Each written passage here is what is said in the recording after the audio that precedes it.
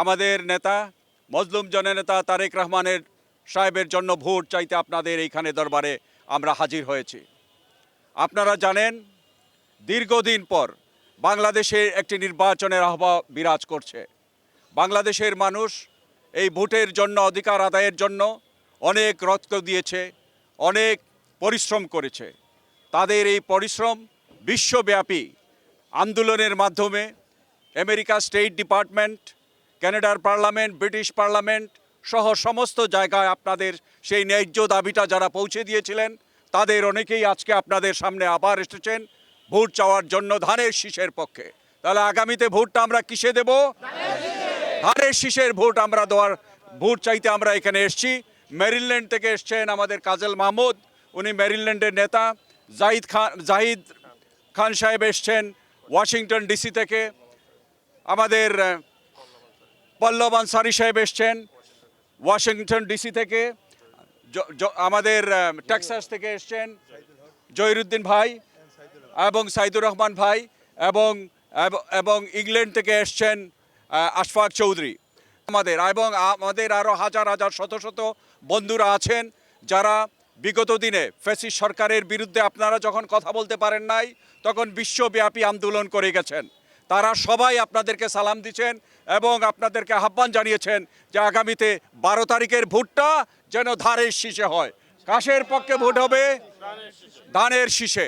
তাহলে ধানের শীষের ভোট আপনারা এমনভাবে করবেন কেননা এই গুলশান এলাকাটা সারা বিশ্বের দরবারে বাংলাদেশকে পরিচয় করে দেয়।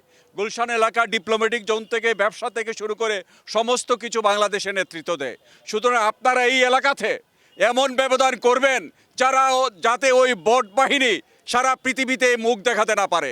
সুতরাং বাংলাদেশকে আধুনিক গণতান্ত্রিক রাষ্ট্রে পরিণত করার জন্য যারা বাধা হয়ে দাঁড়ায় তাদেরকে শিক্ষা দিবেন কিসের মাধ্যমে?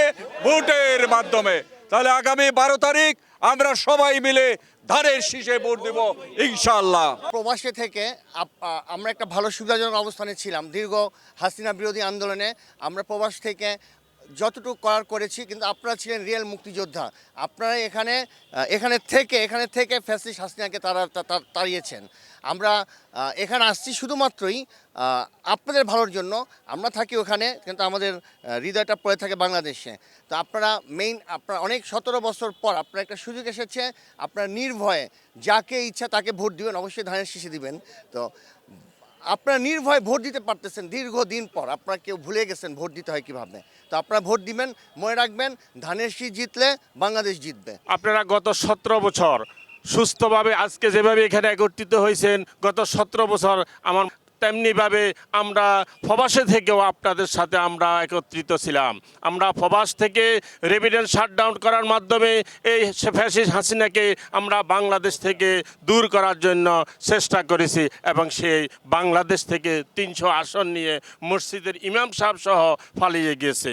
আমরা চাই না এই বাংলাদেশে পুনরায় যেন এই আবৃত্তি আসে। আমরা চাই তাহলে আমাদেরকে কি করতে হবে? আমাদের তারেক রহমানের নেতৃত্বে বাংলাদেশকে গড়ে উঠতে হবে। যদি বাংলাদেশকে আমরা সে 17 বছর আগে যদি নিয়ে যেতে না চাই তাহলে আমাদেরকে ধানের শীষে ভোট দিতে হবে।